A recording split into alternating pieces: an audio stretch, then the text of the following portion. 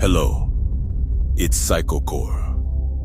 We present The Soul's Disintegration, Jung, Trauma, and the Myth of Wholeness. There is a quiet fracture in the psyche that goes unnoticed by most. It does not scream. It does not bleed. It simply hums beneath the surface of language behind the masks of normalcy. It is the hum of dissociation, subtle, haunting, persistent. Carl Jung once said that people will do anything, no matter how absurd, to avoid confronting their own souls. But what if the soul has already been confronted and found absent? A patient, mid-30s, calm and intelligent, once sat before a therapist and whispered, "I feel like a myth told by a body." There was no overt pathology, no psychosis, no mania, just detachment, polished and articulate. This is not depression. It is not anxiety. It is the dissolution of the self through overexposure to internal scrutiny, a kind of psychological autoimmunity, the immune system of the mind attacking the structure of identity itself. We call it depersonalization, derealization, but these are labels for something ancient. A spiritual vertigo, a disorientation of being. The body is inhabited but not lived in. The world is observed but not touched. Jung would recognize this as the shadow unintegrated, not because the patient refuses to confront it, but because they have been forced to live inside it. There is a difference between repression and saturation, and the latter is far more lethal. The therapeutic language often fails to hold the weight of this experience. Terms like dissociative symptoms or affective blunting are clinical dust. Dry, hollow, devoid of resonance. They describe but do not contain. They label but do not listen. A man described it like this: "I don't feel like I'm behind my eyes. I feel like I'm beside them, watching the world from slightly outside myself." This is not madness in the traditional sense. It is precision without presence. These individuals are not fragmented because they are broken. They are fragmented because their mind never had a stable narrative to begin with. The story of self was written in a foreign language, on pages soaked in silence. Jung spoke of individuation, the process by which the self becomes whole. But this presupposes that a self exists to be assembled. What if instead the individual is an echo, trying to trace the sound back to a source that may never have existed? This isn't philosophical play. It's clinical reality. They know who they're supposed to be. They perform it well. But the performance never ends, and somewhere between the role and the actor, the soul begins to thin. The body becomes puppet, the mind puppeteer, but neither trusts the strings. These patients do not want reassurance. They do not want coping mechanisms. What they crave is coherence, a frame, a myth, a scaffold on which their fragmentation might be given shape. But modernity offers none. It offers data, diagnoses, dopamine, but no meaning. Nietzsche warned that when the center fails to hold, we risk falling into nihilism. But this is not nihilism born of rage or rebellion.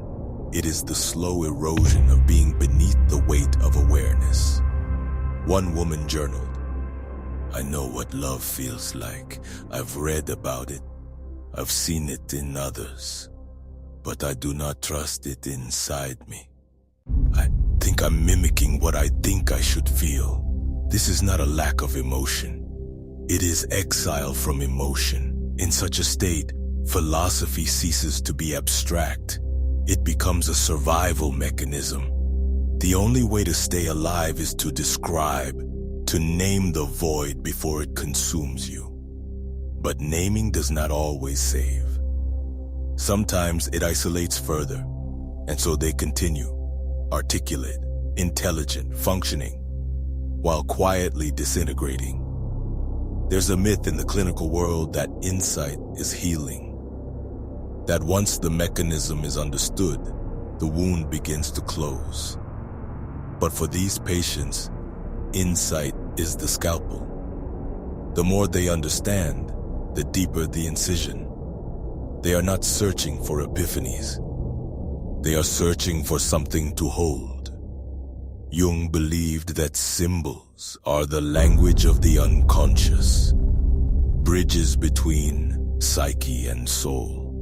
But our modern age has devalued symbols, replaced them with diagnostics, checklists, metrics. We treat the soul like a spreadsheet and wonder why it doesn't balance. A young man said, "I feel like an equation missing a variable, not incorrect, just unsolvable." This is not a failure of intelligence or effort. It is a failure of orientation. The compass spins not because the destination is unclear, but because there is no true north, no archetype, no myth to root the pain into something ancestral, something sacred. We forget that suffering, when unmoored from myth, becomes sterile. But when tethered to meaning, even pain can transform. Transformation, though, is not what these individuals expect. Many don't believe in it anymore. They believe in survival, in appearing functional, in not collapsing. But that belief, as bleak as it may seem, is itself a form of hope. They keep attending sessions, keep writing, keep naming the fog, because even a map of the void is still a kind of map. And this small, persistent act of articulation is defiance. They are not trying to be happy. They are trying to exist. And that is a more radical pursuit than any positive psychology slogan could comprehend. Freud once wrote that the goal of therapy is to replace neurotic misery with ordinary unhappiness. But what if ordinary unhappiness is also unreachable? What if the neurosis is so elegantly embedded into identity that dismantling it feels like erasure? Jung might answer, then create a new story. But for the patient whose voice is fractured, whose internal narrator has gone silent, story feels like fiction. And yet, even fiction contains truth. Slowly, across weeks or months, something begins to shift. Not in dramatic revelations, but in pauses. In breaths not monitored. In emotions not immediately translated into concepts. A man sits across from his therapist and says, "I felt something today. I don't know what it was, and I didn't write it down. I just let it be there." It is a small sentence, but it contains the tectonic shift from surveillance to surrender. This is not the resolution of suffering. It is the loosening of its grip, not the end of dissociation, but a willingness to inhabit it without self-hatred. Integration, in this context, does not mean wholeness. It means hospitality, the ability to host contradictions within the self without demanding immediate synthesis. A woman described it best. Maybe I'm not broken.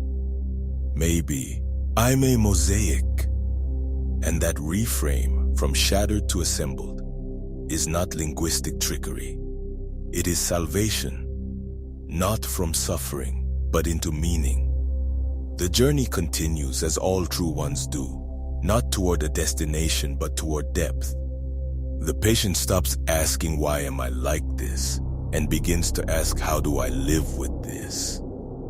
The therapist becomes less a guide and more a witness. The sessions shift from repair to presence.